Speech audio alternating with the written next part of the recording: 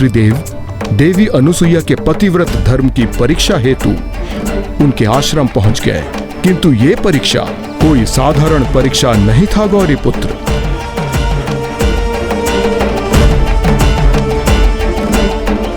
भिक्षाम देहि।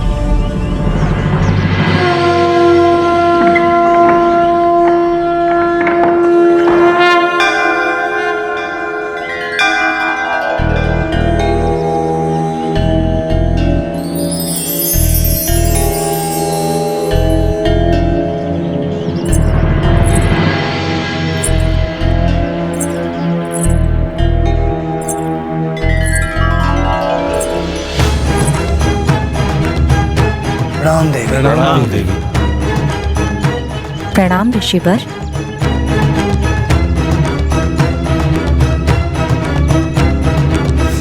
ये साधारण भिक्षा नहीं देवी,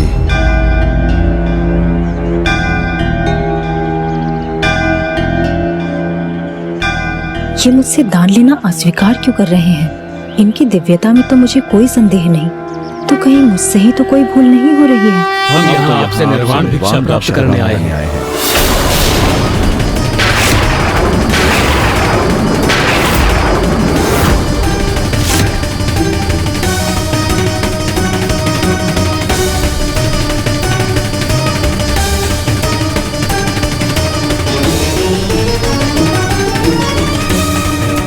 निर्वाण भिक्षा?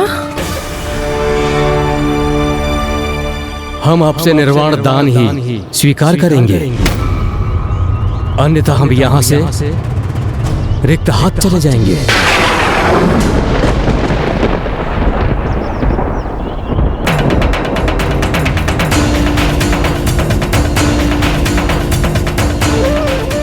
निर्वाण दान अर्थात वस्त्रहीन होकर दान देना, किंतु ये कैसे संभव है? ना तो मैं पर पुरुषों के समक्ष वस्त्रहीन हो सकती हूँ और ना ही इन भिक्षुक ऋषियों को रिक्त हाथ यहाँ से लौटाकर अपने धर्म को भंग होने दे सकती हूँ।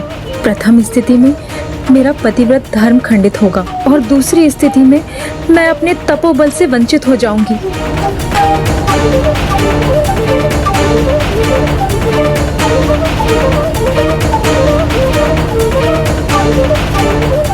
अब माता क्या करेंगी? कहीं मैंने अपनी इस योजना से माता को बड़ी दुविधा में तो नहीं डाल दिया?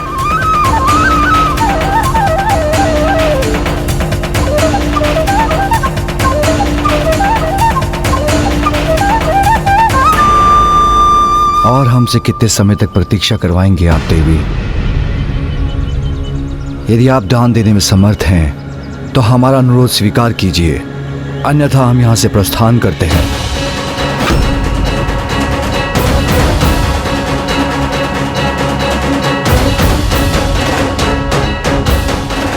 हे प्रभु, मेरी इस दुविधा में मेरी सहायता कीजिए, सहायता कीजिए प्रभु, सहायता कीजिए। ऐसा दान तो ऐसी महान दिव्य शक्तियां ही मांग सकती हैं जिनमें उद्धार करने की क्षमता हो, किंतु स्वामी के कुल का उद्धार करने हेतु कौन दिव्य स्वरूप पधारे हैं यहाँ? ओह, मैं समझ गई। ऐसी शक्ति, ऐसा सामर्थ्य तो मात्र त्रिदेव अर्थात ब्रह्मदेव, श्री हरि नारायण और महादेव में ही संभव है।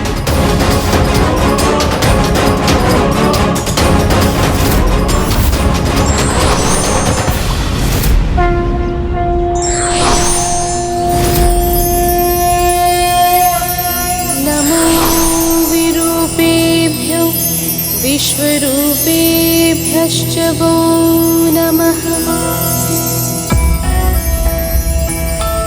मुझे इन तीनों भिक्षुक ऋषियों में महादेव, श्री हरि नारायण और ब्रह्मदेव की छवि दिखाई दे रही है, अर्थात ये अवश्य मेरी परीक्षा है, जिसके उपरांत मुझे अवश्य प्रभु की कृपा प्राप्त होगी। और मुझे ज्ञात हो गया है कि इस परीक्षा में सफल होने हेतु मुझे क्या करने की आवश्यकता है। माता अनुसुईया ने सर्वथा उचित कहा लंकेश। निर्वाण दान तो वो दान है जो कोई पूर्ण रूप से पवित्र और धर्मनिष्ठ पुण्यात्मा ही मांगने के योग्य है, जिनमें इतना तपोबल और दिव्यता का समावेश हो जिससे वो दान देने वाले का उद्धार कर सकें। कलयुग में ऐसी पुण्य आत्माएं शेष ही नहीं रहेंगी, इसलिए उस समय काल में ये दान वर्जित हो जाएगा। किंतु माता अनुसुईया के मन में क्या था लंकेश? और क्या तीनों त्रिदेवी माताएं इस समस्त घटनाक्रम की साक्षी नहीं थी? नहीं गौरी पुत्र, तीनों त्रिदेवियां इसकी साक्षी नहीं थीं, क्योंकि उन्हें तो पूर्ण विश्वास था कि उनके स्वामी शीघ्र देवी अनुसुईया की परीक्षा लेकर लौट आएंगे। किंतु जब तीनों त्रिदेव एक दीर्घ अंतराल तक नहीं लौटे तो त्रिदेवियों को चिंता सताने लगी।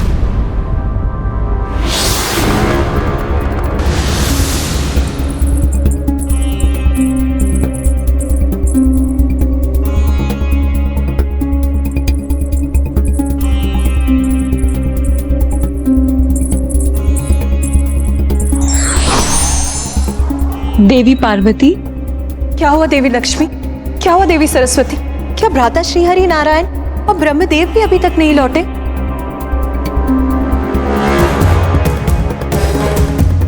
तब तो हमें हमारी ध्यान शक्ति से ये ज्ञात करना चाहिए कि उन्हें लौटने में इतना विलंब क्यों हो रहा है। कहाँ है वो?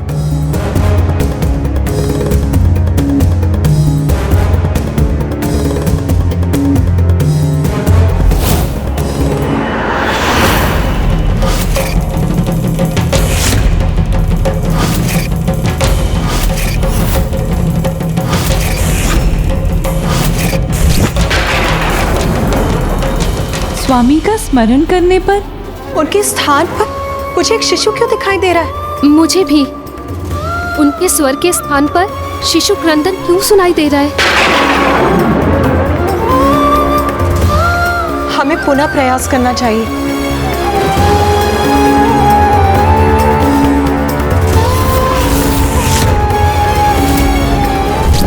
मुझे तो अपार चिंता हो रही है। मुझे भी चिंता हो रही, कहीं उनके साथ कुछ अनुचित तो नहीं घट रहा। महान आत्माओं की परीक्षा लेना कभी कभी स्वयं के लिए एक बहुत बड़ी परीक्षा की स्थिति उत्पन्न कर देता है देवी। इस परीक्षा का कहीं हम पर ही विपरीत प्रभाव न हो जाए। ये तो सर्वथा अनुचित है और अनुचित से सदा अनर्थ होता है।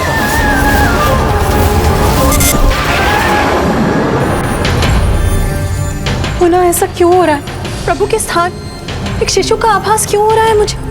नारायण नारायण। प्रणाम माते।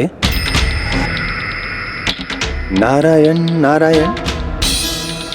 ऐसा प्रतीत हो रहा है कि आप तीनों अत्यधिक चिंतित हैं।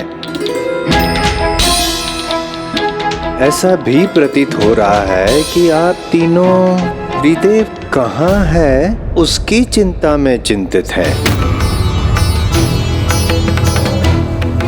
त्रिदेव कहाँ है मुझे ज्ञात है।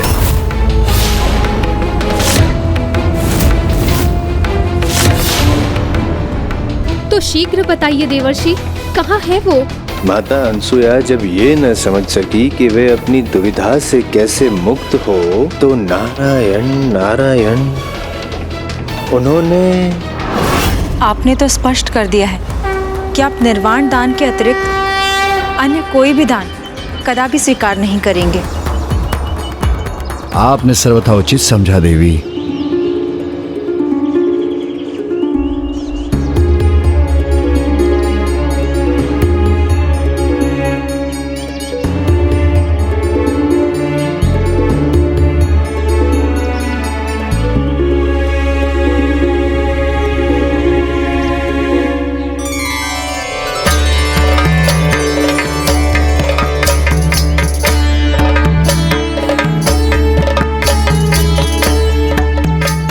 पतिव्रता स्त्री अपने नवजात शिशु के समक्ष ही निर्वाण दान करने हेतु प्रस्तुत हो सकती है। यदि मैंने पूर्ण निष्ठा के साथ पतिव्रत धर्म का पालन किया है तो आप तीनों नवजात शिशुओं में परिवर्तित हो जाएंगे।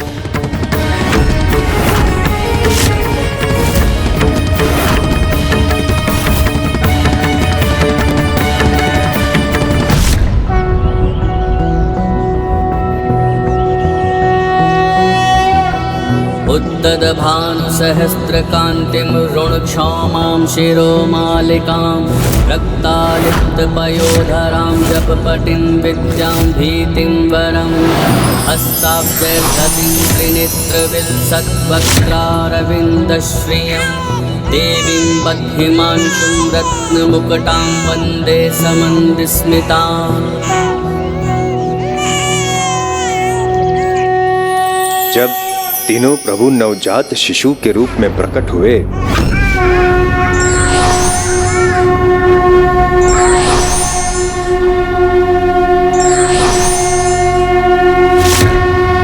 तो माता अनसुया का मातृत्व भी जागृत हो गया।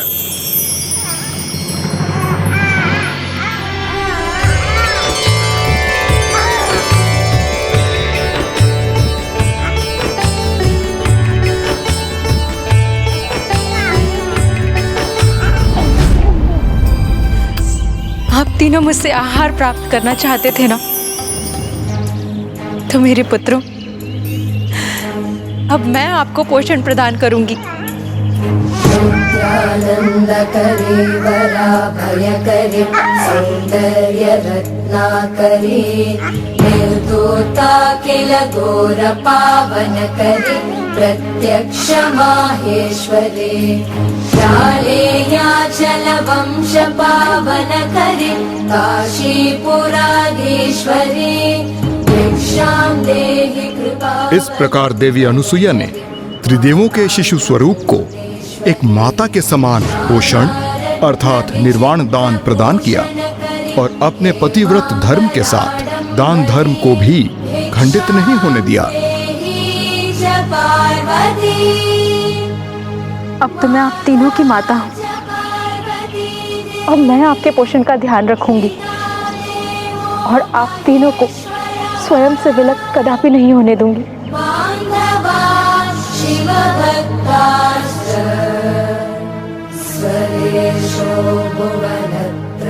हम तीनों के स्वामी त्रिदेवों ने हमें सावधान किया था कि हमारी इस परीक्षा का हम पर प्रतिकूल प्रभाव हो सकता है।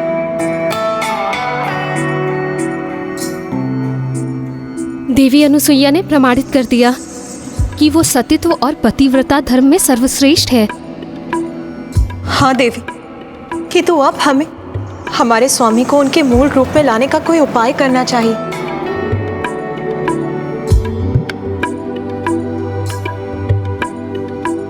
किंतु लंकेश, फिर त्रिदेवी माताओं ने माता अनुसुईया को तीनों प्रभु को उनके मूल स्वरूप में लौटाने के लिए कैसे प्रेरित किया? गौरीपुत्र, सर्वप्रथम त्रिदेवों को भिक्षुक रूप में देवी अनुसुईया से निर्वाण दान मांगने हेतु उनके समक्ष प्रस्तुत होने पर विवश होना पड़ा और अब त्रिदेवी भी देवी अनुसुईया से एक अन्य दान प्राप्त करने हेतु उनके द्वार पर उपस्थित थीं और वहां दीर्घ अवधि के लिए प्रतीक्षा करने पर बाध्य भी थीं।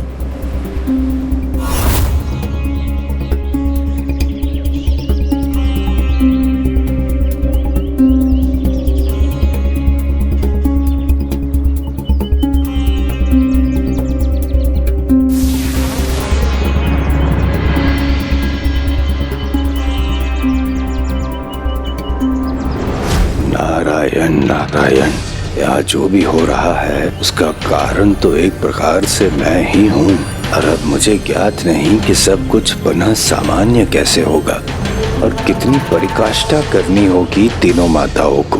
देवी अनुसुईया, अब जब तक चाहेंगी हम यहाँ प्रतीक्षा करेंगी, किंतु मुझे पूर्ण विश्वास है आप कदापि हमें यहाँ से रिक्त हाथ नहीं लौटाएंगी।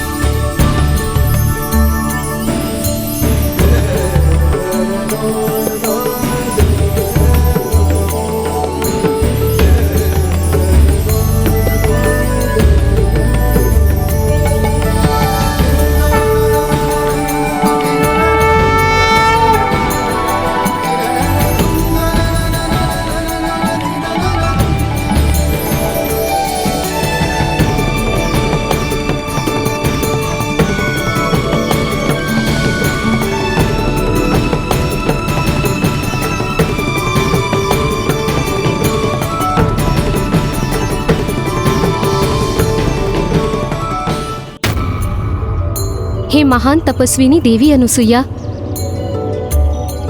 हमें क्षमा करे कि हमने आपके पतिव्रता और आपके सतीत्व को कम आंकने की भूल कर उसकी परीक्षा लेने का प्रयास किया।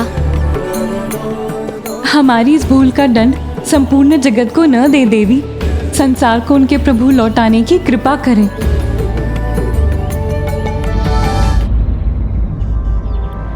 देवी, आज हम ये स्वीकार करते हैं और साथ ही ये घोषणा भी करते हैं कि आप ही महानतम पतिव्रता हैं।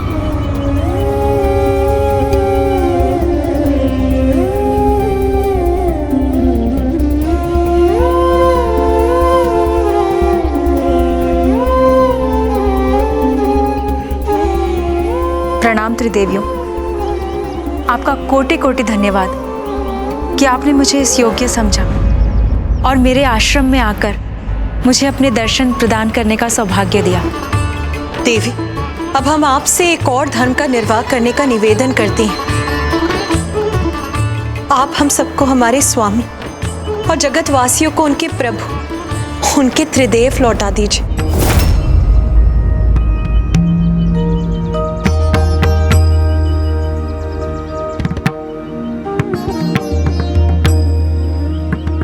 आपको मुझसे इस प्रकार निवेदन करने की कोई आवश्यकता नहीं है, क्योंकि आपके समक्ष भला मेरा क्या अस्तित्व।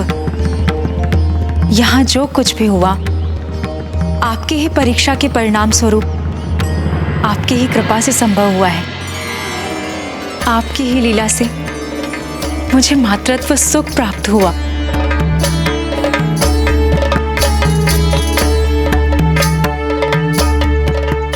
मान्यता तो ये है कि माँ संतान को जन्म देती है, किंतु यहाँ तो इन तीनों शिशुओं ने मुझ में एक माँ को जन्म दिया है, मेरे मातृत्व को जागृत किया है। और इस माँ के लिए अपने शिशुओं से विलग होना अत्यंत दुखदायी होगा। इसीलिए आप जो कह रही हैं वो मैं तभी कर सकती हूँ जब मेरे द्वारा निर्धारित एक अवस्था पूर्ण होगी। आप तीनों त्रिदेवियां मुझे एक वचन दीजिए कि भविष्य में आप अपने स्वामियों को मेरे पुत्र के रूप में अवतार लेने के लिए प्रेरित करेंगे।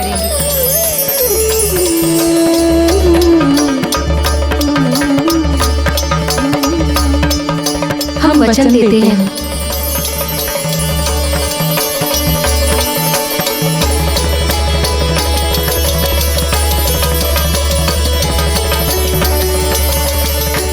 धन्यवाद।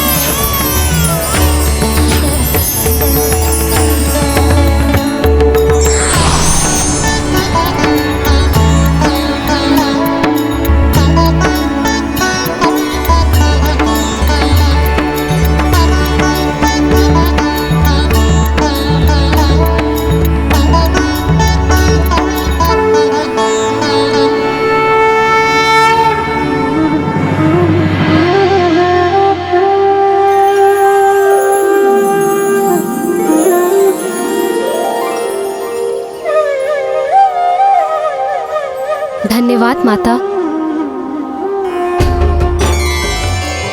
देवी अनुसुईया, आपने अपने सतीत्व का बल प्रदर्शित कर और अपने पतिव्रत धर्म से अर्चित शक्ति का परिचय देकर जगत के समक्ष प्रमाणित कर दिया है कि आप ही महानतम पतिव्रता हैं। किंतु उससे भी अधिक हम त्रिदेव जो स्वयंभू हैं, अर्थात जो स्वयं प्रकट हुए हैं, आपने हमारे शिष्य रूप में अपने आंचल में भरकर माँ की ममता के अनूठे सुख से परिचित करवा दिया। आपकी ममता का सुख तो हमारे लिए परम सुख के समान था, और माता का सुख क्या होता है वो आज आपने हमें ज्ञात करवा दिया। और हम पुनः उस सुख का अनुभव करने के लिए ललायित हैं। इसलिए हम आपको वरदान देते हैं कि हम तीनों त्रिदेव आप और ऋषि अत्रि के हैं संतान रूप में जन्म अवश्य लेंगे, और हमारा आशीष आप पर सदैव बना रहेगा।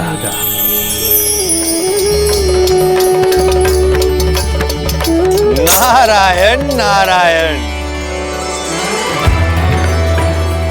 नारायण नारायण।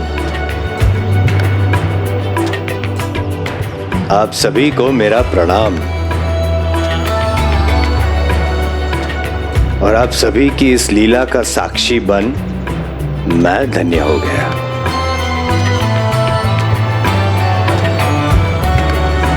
अब यही लीला आगे चलकर फलित होने वाली थी प्रभु महादेव के ऋषि दुर्वासा के रूप में जन्म लेने की उसी घटना से। अर्थात अब महादेव का ऋषि दुर्वासा अवतार लेने का समय आ गया था,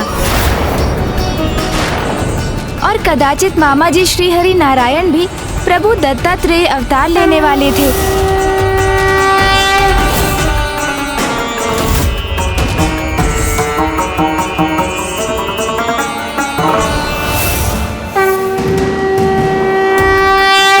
फूफा जी ब्रह्मदेव कौन से अवतार में प्रकट होने जा रहे थे?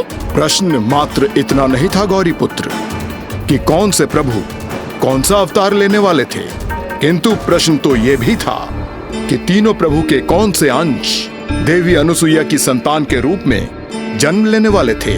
तीनों प्रभु के इन अवतारों की कथा मुझे शीघ्र सुनाइए ना लंकेश। मुझे पुनः अपनी पूजा आरंभ करनी होगी।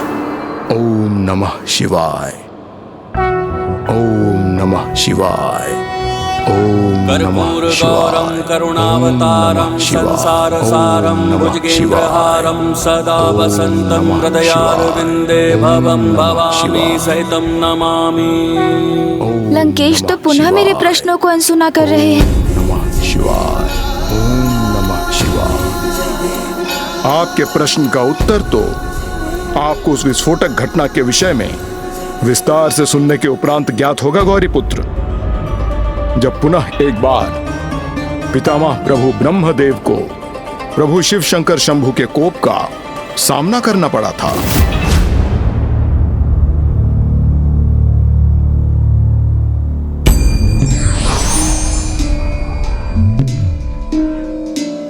प्रणाम महादेव।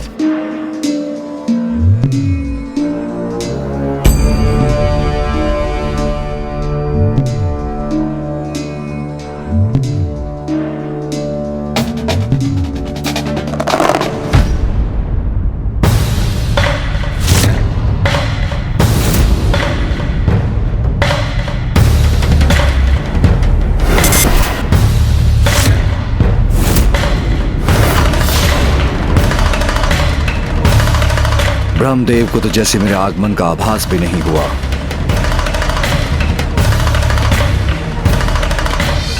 महादेव स्वामी से रुष्ट हो रहे हैं। कदाचित मुझे उन्हें उनके ध्यान से उठाना चाहिए।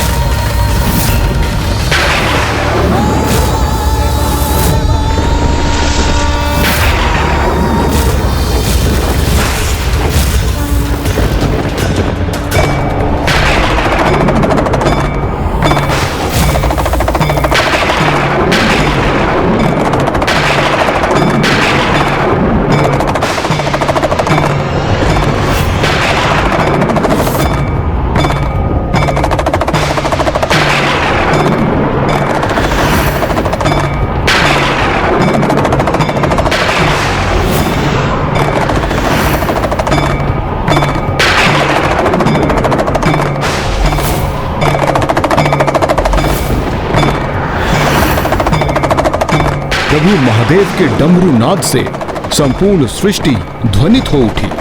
सभी को वो स्वर सुनाई पड़ गया, मात्र ब्रह्मदेव को छोड़कर। और यही कारण बना महादेव के उस अपार क्रोध का।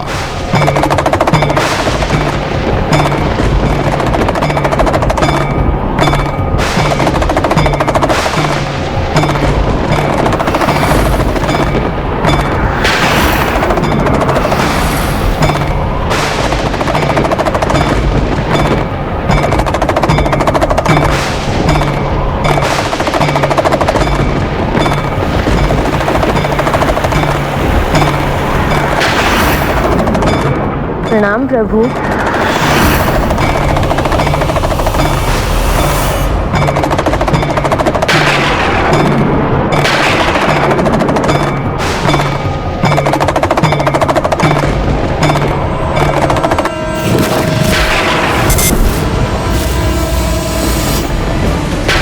सभी को मेरे डमरू का स्वर सुनाई दे गया, किंतु ब्रह्मदेव को नहीं।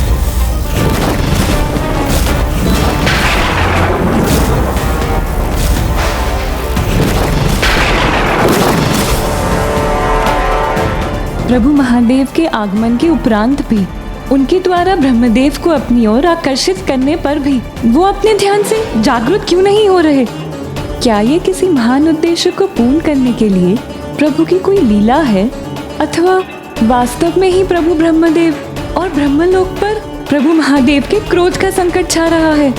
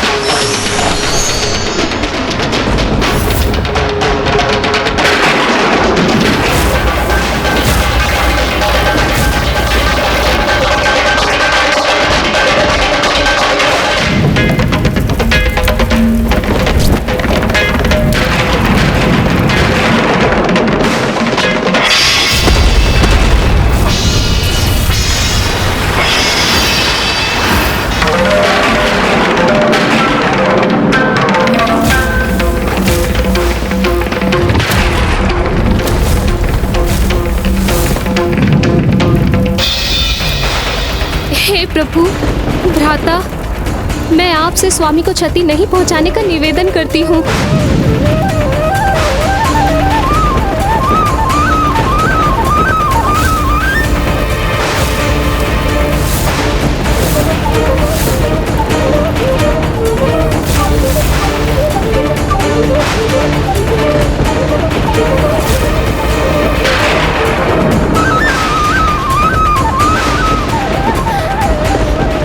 प्रभु महादेव के क्रोधांश को तो एकमात्र देवी पार्वती ही शांत कर सकती है।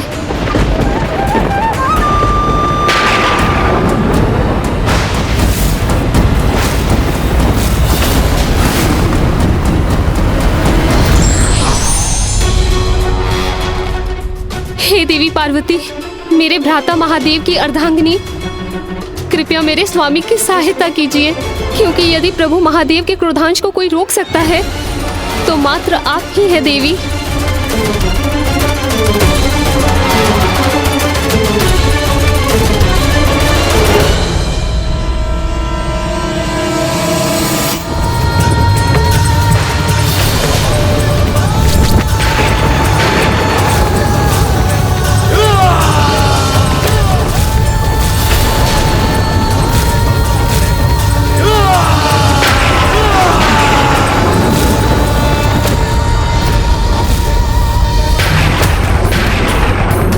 प्रभु,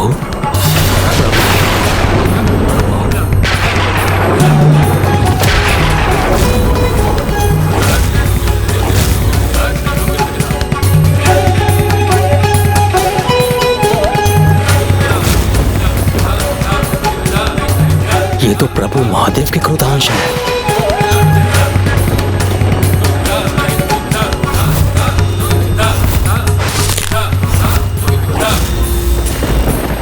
कहीं पूर्व के समान प्रभु पुनः मुझे दंडित तो नहीं करेंगे?